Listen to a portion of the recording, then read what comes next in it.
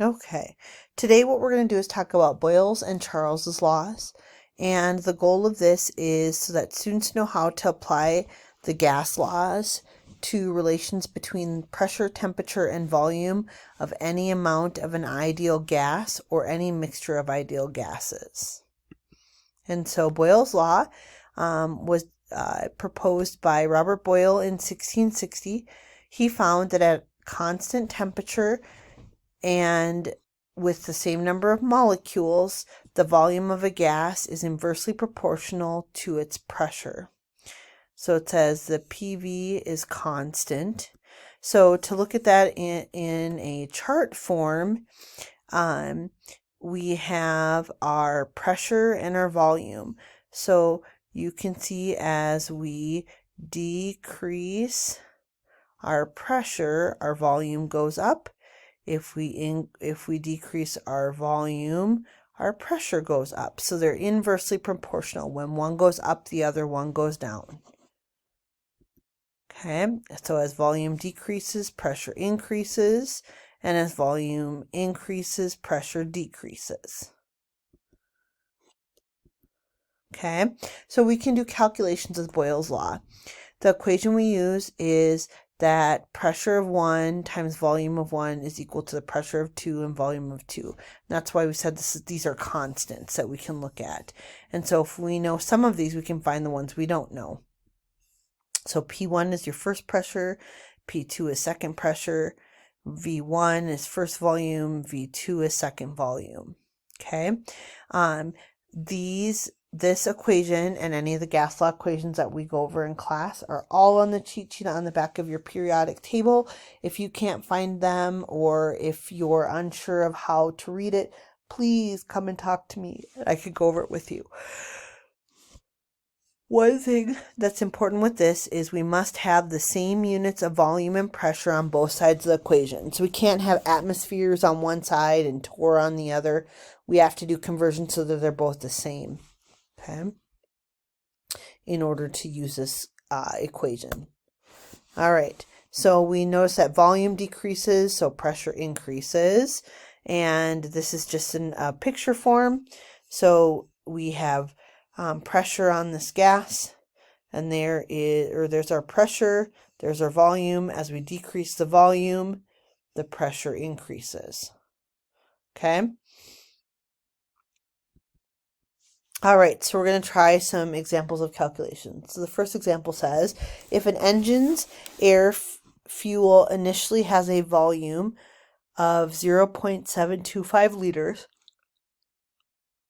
and a pressure of 1 atmosphere, and then its volume decreases to 0.075 liters, what is its final pressure? Okay, when I do any type of equation such as this, I always label out my variables first and then I calculate. Okay, so there's our equation again. So what do we know and what do we want, and what equation do we use? So we're using this equation. You can circle what we know in the equation and underline what we're looking for if you want. That's one strategy. I usually just put my variables on the side. We just got to make sure that we're looking at the same thing. So if we say that this is volume 1, then this has to be pressure 1 because they're related to the same, this is the first volume, first pressure. Here's our second volume, and we're trying to find second pressure.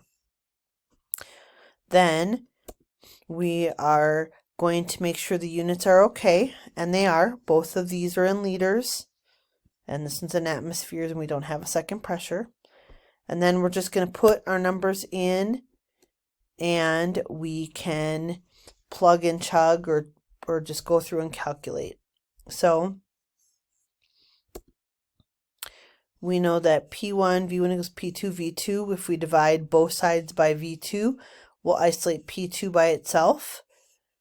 Okay, then these would cancel. And so this is the equation we can put our numbers in to give us our P2. Now you can do this either way. You can put all of your numbers in for variables before you start and then isolate the variable, or you can work with just variables first, isolate the one you're trying to solve for like they did here, and then put your numbers in. I don't care which way you do. Just do whatever makes the most sense for you. All right. We just did this. So here's we're putting our numbers in, and our answer should get 9.67 atmospheres. Since we were in atmospheres for this volume, or this pressure, and the volumes were the same unit, we want to make sure this is atmospheres as well. All right, example 2 says if a weather balloon initially has a volume of 25,000 milliliters, but then rises up in the air and its new pressure is 5 atmospheres, and its new volume is 15 liters, what was its initial pressure? So we're trying to find P1. Okay, so we're going to check the units. It says milliliters and liters are not the same, so we have to convert.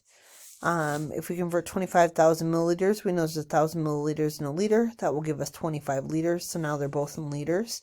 If you want to pause the video and try this one and then check your answer. So we're going to isolate our variable. We're trying to find pressure 1. So pressure 1 is pressure 2 times volume 2 divided by volume 1. Then we can go ahead and we can put our numbers in, and we get an answer of 3 atmospheres. Okay, example 3 says 1 liter of a gas is at standard pressure 1 atmosphere. What's the new pressure of the gas if the volume decreases to 0.473 liters? These are both in liters. We're going to have our answer in atmospheres. Go ahead and pause and try this one. We'll set up our equation, plug our numbers in, and we should get 2.11 atmospheres. All right. Next, we're going to talk about Charles's law.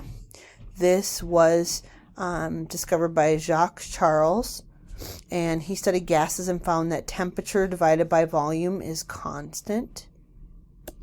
And he found that they're directly proportional. So if we increase volume, then temperature will increase. If we decrease temperature, then our volume is going to decrease. They are directly proportional. They both go up together or down together. Okay, just like we said, volume decreases, temp decreases. As volume increases, temperature increases. And this was used to determine absolute zero, that temperature when the volume would be 0. And so here is a graph of our volume and temperature of an ideal gas that's used to help us understand Charles's law. All right, so this is the equation. And one thing about this equation is we have to make sure the temperature is in Kelvin. It can't be in Celsius. It has to be in Kelvin, so we have to convert if we get a Celsius measurement. Okay, remember if we get Celsius, we just add 273 to get the Kelvin. So an example says, if a 2-liter sample of air is collected at 298 Kelvin, but its temperature falls to negative 25 degrees Celsius, what's the final volume of the sample? Okay, first thing we have to do is convert that negative 25 degrees Celsius to Kelvin. Okay, and we get 248 Kelvin. And then we're going to put our numbers in. And all we did here was we just isolated a variable. Okay. And so when we do that, then we get 1.66 liters.